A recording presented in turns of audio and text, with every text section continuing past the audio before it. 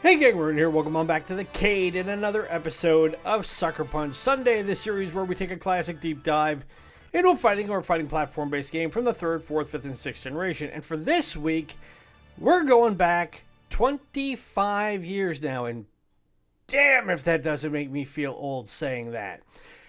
To 2000, and a game that came out for the PlayStation 1 that I never got a chance to play at the time, but it was one that I remember seeing in my regular local game store and thinking, someday I'm going to play it. We're going to play Gekido Urban Fighters.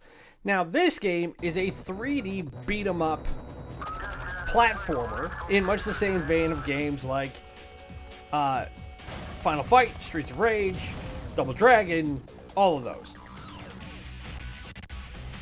But what makes this one slightly unique is that the art was created by one of the more well-known comic book artists of the time, a guy named Joe Madureira, also known colloquially as Joey Mad, who got his break working as an intern for Marvel when he was 16.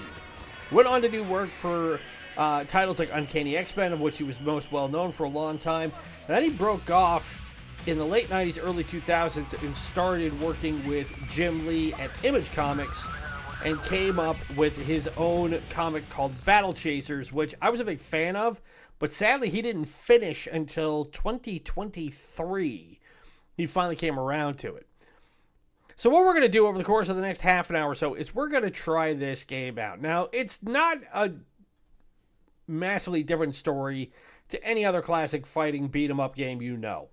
It's set in a time of great corruption and terror. A girl named Angela has been kidnapped by a ruthless gang lord known as Kintaro. And apparently the rumor going around is that he has made a deal with the devil as part of his plot. Angela's parents hire this guy, Travis, who's a private detective, to investigate Kintaro and get Angela back. And knowing the mission to rescue her will not be easy, he's aided by three sidekicks, Michelle, Ushi, and Tetsuo. But we're going to start out with just Travis and see what we can do. Now, the mechanics of this game are pretty straightforward. You use combos and weapons, and then you have what's called the Rage Meter, which allows you to build up special attacks. So it's got a little bit of Street Fighter, Mortal Kombat elements in it, and then a Wipeout Meter, which fills up, allowing you to perform a massive, powerful attack.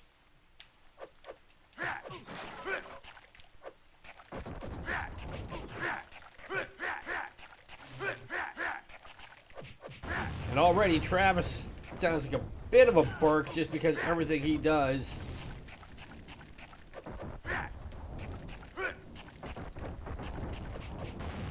Sounds like he's in the process of coughing up a lung.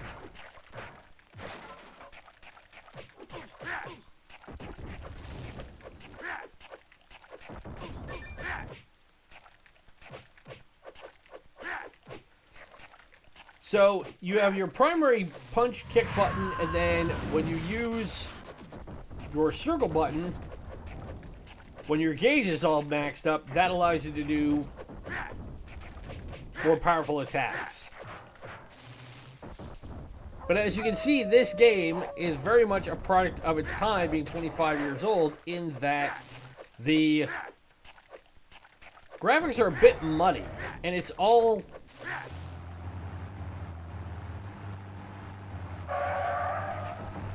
built on similar engines that they used for games like Quake and Doom and stuff like that, where the backgrounds are pretty much just panels. Ow.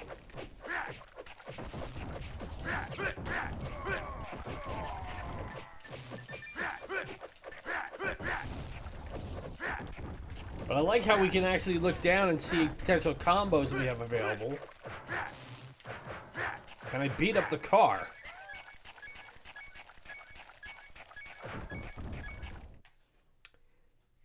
So it looks like we've already gotten through stage 1, because we beat the General. Now, when this game came out in 2000, the rankings on it were not great. Game Rankings aggregate score is 66%.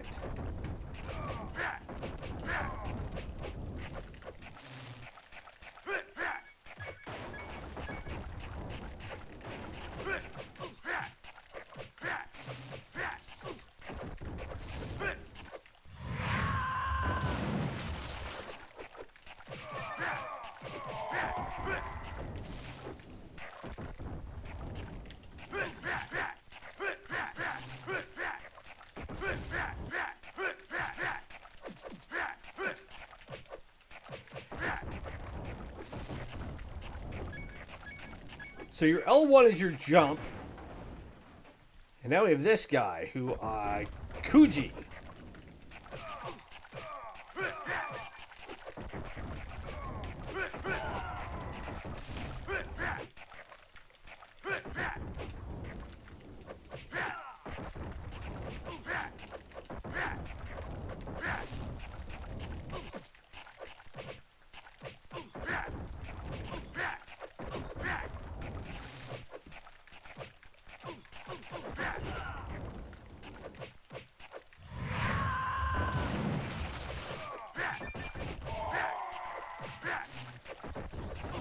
Alright, now we've got the special attacks going.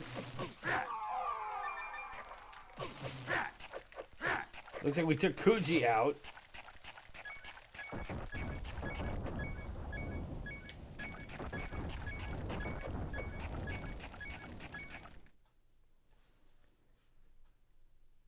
And it didn't take long for us to get through there.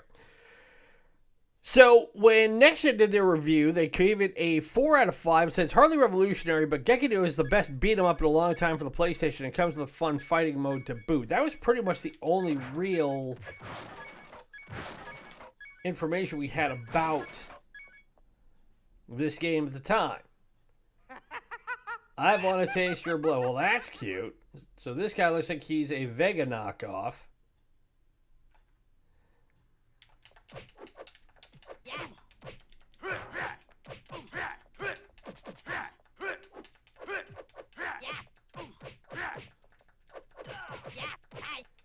Ooh, and this guy is just hacking us to pieces.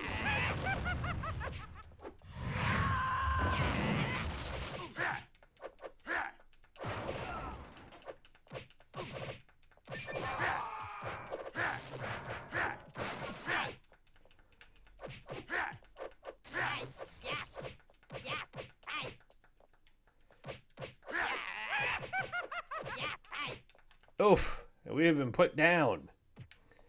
But we're not dead yet. Round kick. But Kabuchi is just not somebody I can hit that easily, it looks like.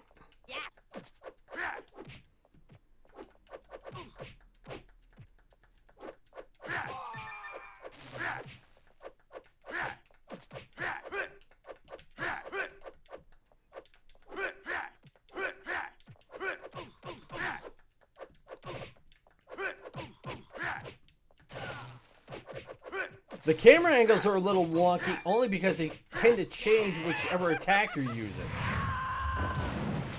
And that scream sounds like I'm channeling Sam Kinison. And if you don't know who that is, I'm not surprised. Because Sam Kinison was a comic from the 80s. Now, they did do a sequel to this game, Gekido Advance Gintaro's Revenge, but it was only released for the Game Boy Advance. But in 2018, it was reissued on the Switch, the PS4, the Xbox One, and Microsoft Windows. And then they also did another sequel called Gekido the Dark Angel, which was released on the PSP. It was scheduled to go out in 2006, but it looks like it never got there. It came out of the teaser trailer, but that was as far as it got.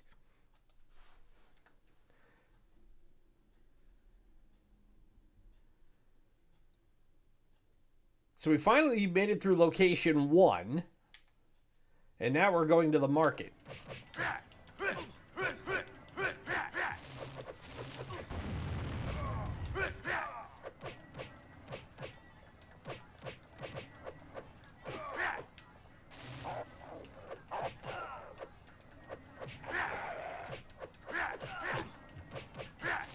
I kicked the dog.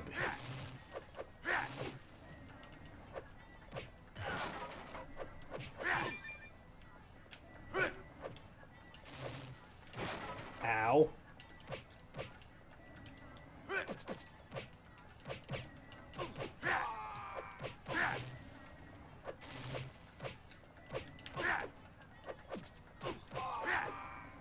So I like that it gives you an idea of combos you can try and pull, but they're not necessarily easy to execute.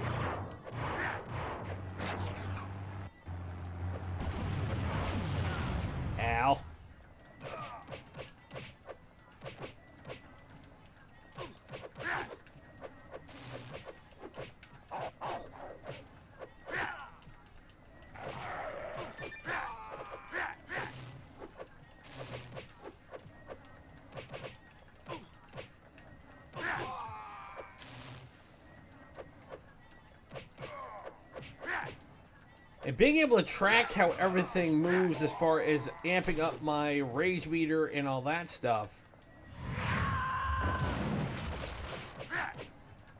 is a little hard to keep an eye on. But we use that at the right time.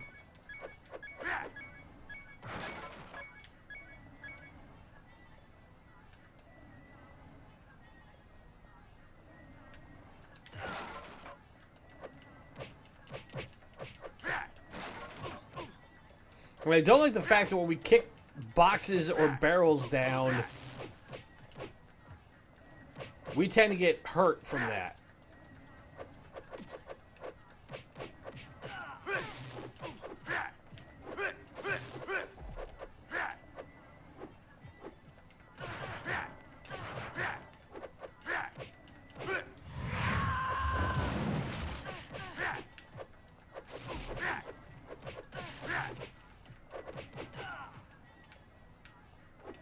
We're almost dead.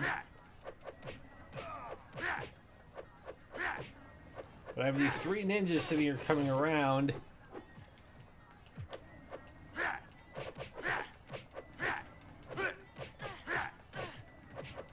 And just get rid of them all. We finally got the fat boy down, but we got another one right here.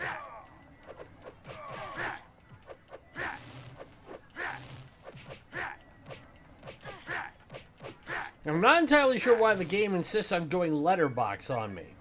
But that fluctuation between this mode and when everything... That's not a guy.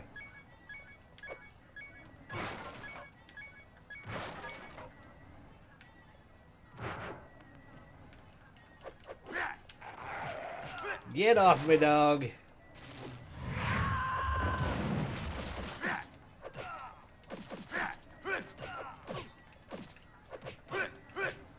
So we have Shuju here to deal with.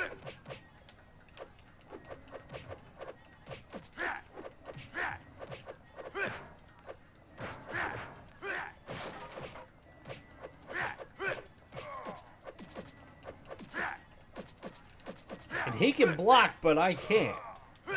That's really annoying. I'd like to hurry up.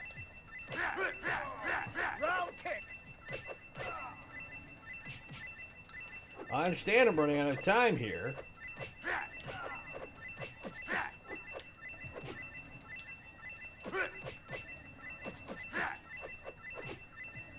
But I don't think I'm going to get him.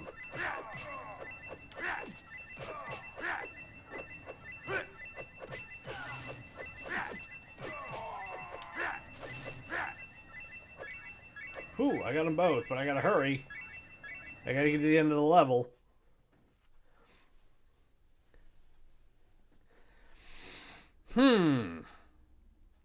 So, I mean, like most fighting games, it is a matter of just being able to stay on top of enemies, apply pressure, whittle down their lives as much as I can.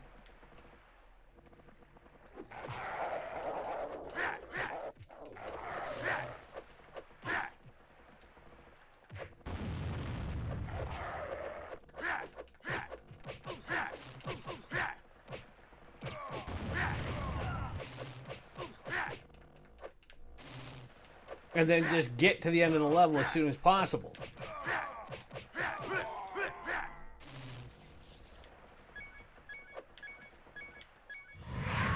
Oh, I don't want to do that.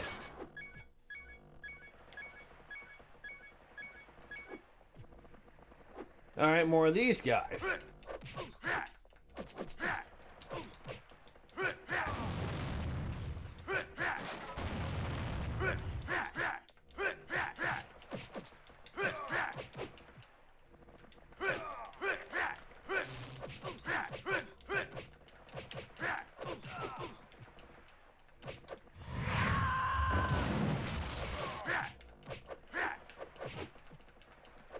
And I'm almost dead already.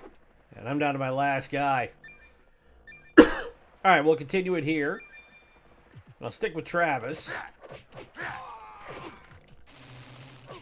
So it looks like we can only get 3 continues to get through this entire game. I'm not entirely sure how long it goes, but if you go 3 levels or 3 sub-levels per scene, basically. Dog, get off me.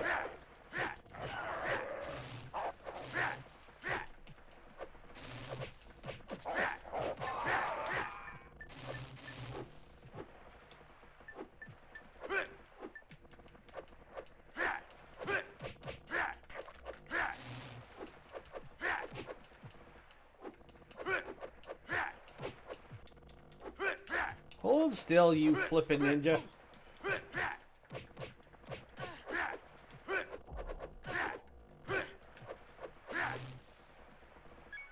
Alright. Ah, I didn't want to burn it again.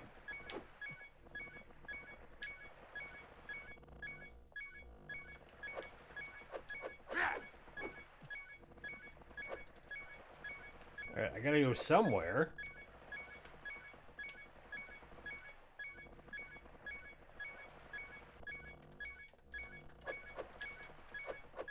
Alright, I can't kick the barrel.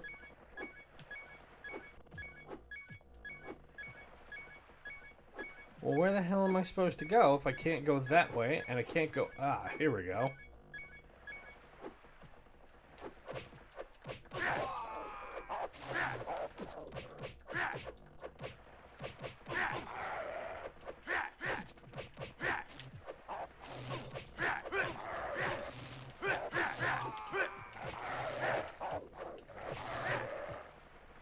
Well, I ended up probably wasting a good 10-15 seconds just trying to be able to deal with how to get up here.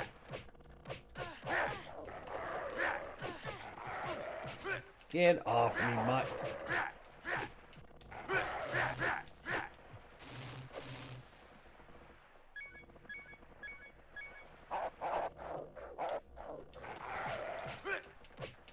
You're asking.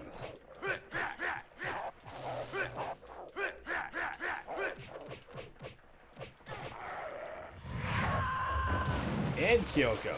So it's a dual act.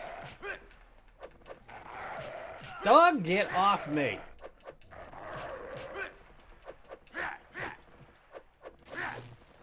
Alright, so ASCII is gone, and now we only have Kyoko to deal with.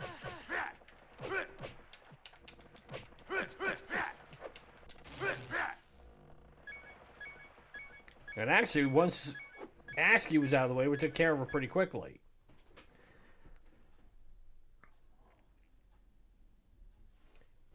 But it's evident that I do quite a lot of button mashing already in this game.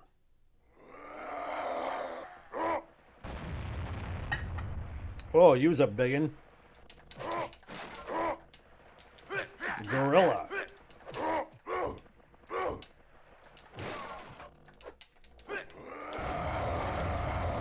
Ow. Ow! Jeez.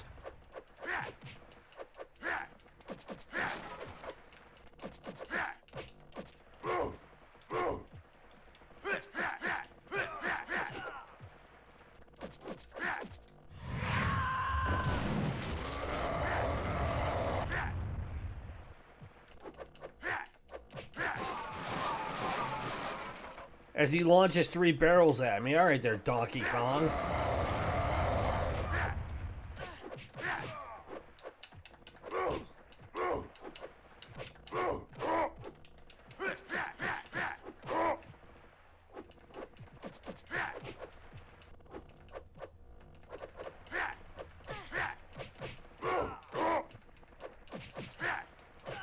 Alright, and I gotta take out these ninjas, because if Gorilla's gonna sit there and keep pounding away on me.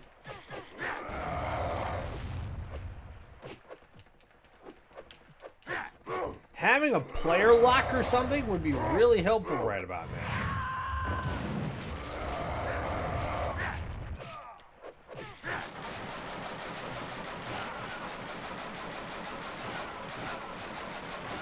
Alright, are you done slinging those frickin' barrels at me?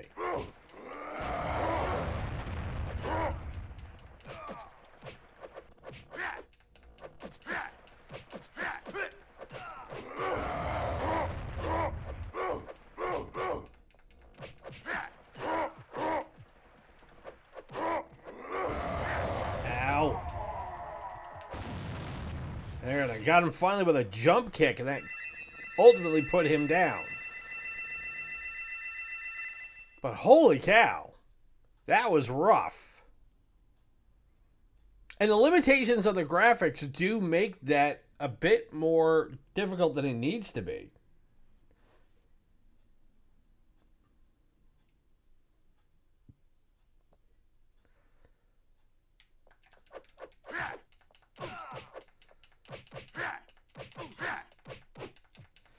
Alright, so I got a bunch of guys with knives here.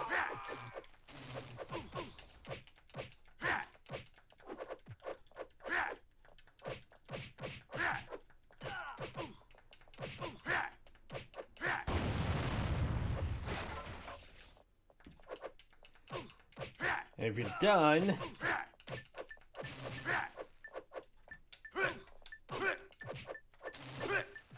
alright, how do I pick one of these up? Ah! So this whole time, if I hit both the trigger buttons, that will allow me to pick stuff up. Ow!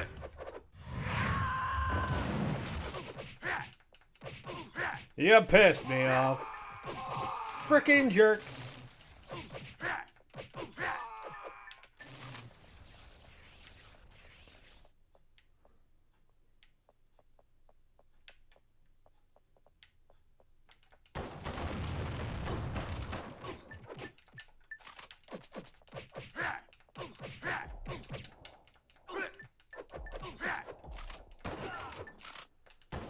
Ow.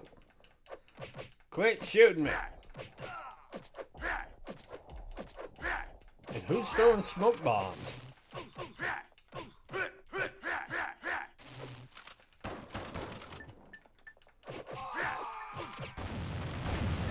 Ow. Double explosion.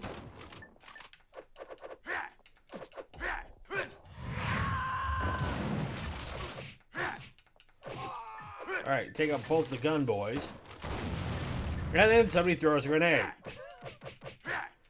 So, having the option to grab special weapons as they're on the ground really isn't that much of a help.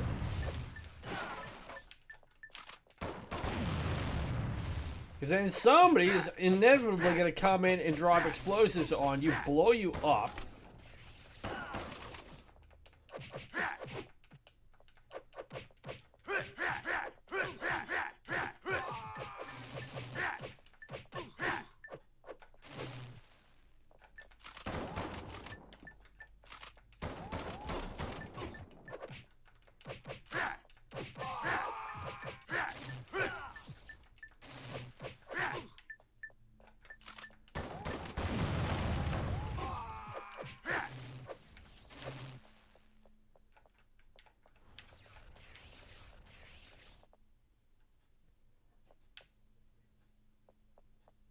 Alright, so it looks like we're going to go... Whoop! I can't go in here, and the general is just sitting there shooting at me.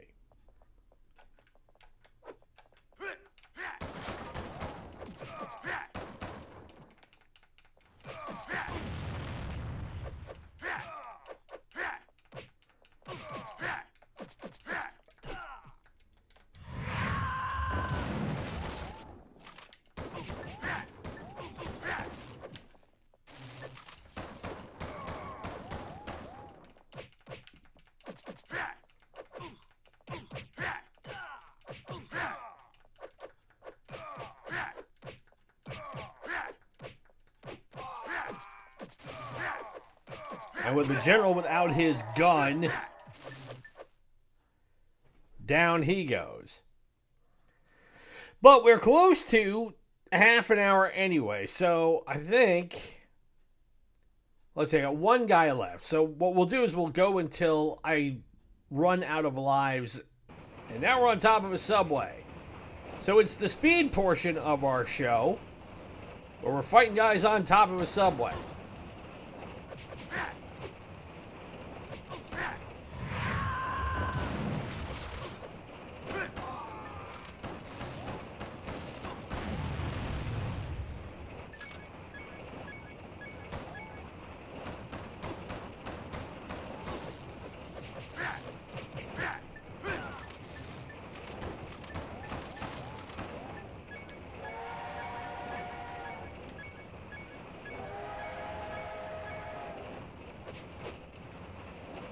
And of course, we lost the shotgun.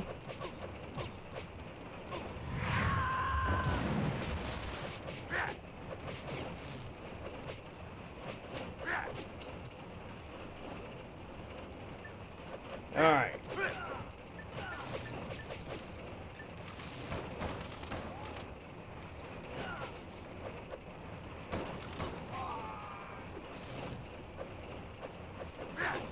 Get this guy before he throws another bomb at me.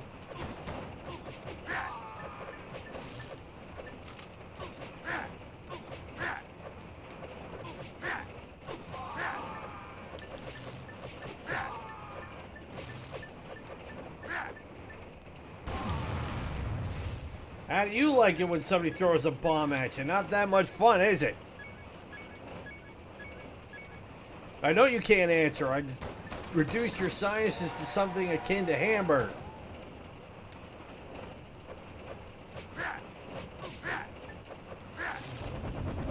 We have a helicopter coming through. And now we have guys who are on fire. Ignis.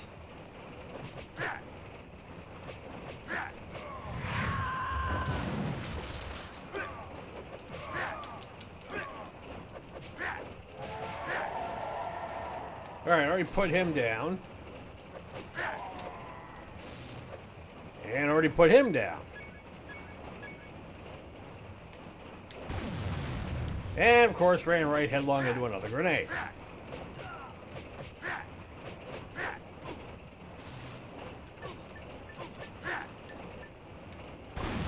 Joy.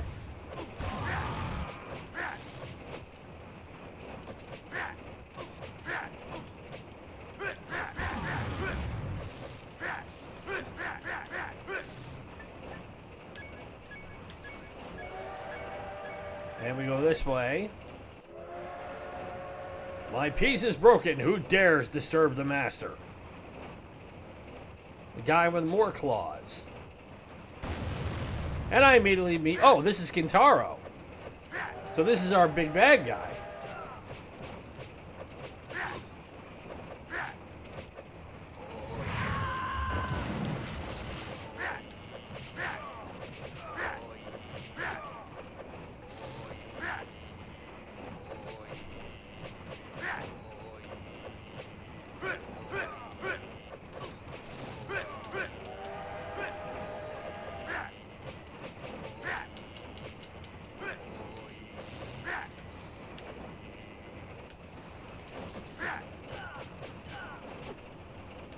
And I think he's going to have me beat, although I'm doing...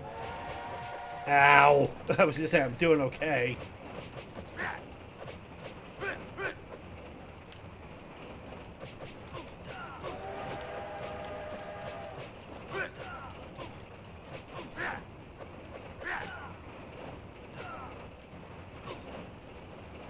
And the slide kick puts me down. So, alright, well, we're at a half an hour.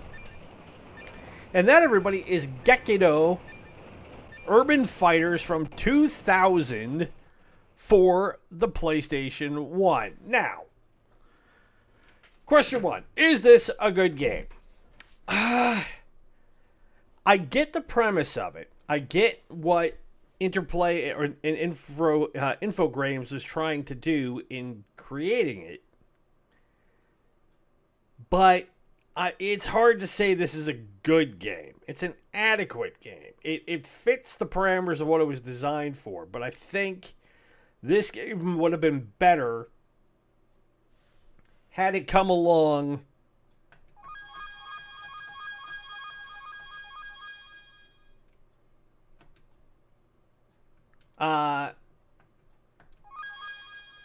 probably 5-10 years later. If it had come out on the PlayStation 2, I think it would have been a much better game. Or if it had come out on the Dreamcast, it probably would have been a much better game. What lets it down is the graphics of the time. That it is the old-style pixelated panel backgrounds that, to be fair, was pretty much the only thing that was available at the time for most game companies. It wasn't something like they were going to try and come out with something overly radical for a game of this type. It wouldn't have made much sense. But I think if they made the graphics cleaner, that would have helped out a lot. That the mechanics are such where you can't block, at least not that I was able to find any way to adequately block and defend yourself. The combo system is good, but in some small part, you've got to know how to really mash a whole lot of buttons and a whole lot of sequences to pull off the really best moves. And that will take time and a whole lot of practices that I don't think the average gamer would want to make or put into it. Is this a game they can make today? Yeah, they could. And if anything, if Joe Madureira wanted to go back and update this like he did in releasing a couple years ago, he took his comic creation, Battle Chasers, and made actually a pretty decent RPG out of it that has really good graphics. If those sorts of graphics were available for Gekido now, this could be a much better game to play. Are they going to do it? Probably not. Because, again, where's the demand for? Where's the interest going to be? Aside from people like me who were of age in the early 2000s that remember his comic work, and in no small part, the reason why he went into games is that he decided to get out of doing comics around 2010. That was such where he's not as well known as guys like Todd McFarlane or Jim Lee or, more well-known comic book creators at the time. And that's really something that comic creators, they're not the rock stars by any stretch that they were when I got into them in the mid-90s to the early 2000s. I was an avid comic reader because I love the artwork. So, yeah, I mean, is this a game you could try out? You could. I'm playing this on the DuckStation emulator. It's a free emulator. I will say you can find it pretty much everywhere. It's not that expensive a game to find. And you can also find it on the Internet Archive as well if you want to give it a try. But if you've never tried it before, I mean, odds are you're going to find it to be fairly wanting in terms of what you're expecting to get in a fighting game of this type. Especially if you play games like Streets of Rage, Fatal Fury, more of the classic 16-bit games. Just tend to have an overall better feel, and it's not like they're trying to cram so much in like they did with Gekido. But again, that's Suckerpunch Sunday for this week. Thank you very much for tuning in. If you've been enjoying the content, you know how to show up by now. It's 2025. It's a new year, and we're always grateful for everybody who likes, subscribes, and tunes in for our episodes. Speaking of, be sure to catch Sports Saturday next week, where we'll play a continuation of our great what-if scenario on Sega Sports NFL 2K2 of creating the New England Patriots dynasty of the early 2000s without Tom Brady. We're actually riding quite a win streak at this point in that series, and I'm expecting that to come to a screeching halt at some point because Murphy's Law will inevitably kick in. Also, be sure to catch our ongoing playthrough of Super Robot Wars Alpha Gaiden from the PS1 from 2001. We're almost done with that series. We've got less than a half dozen episodes to go.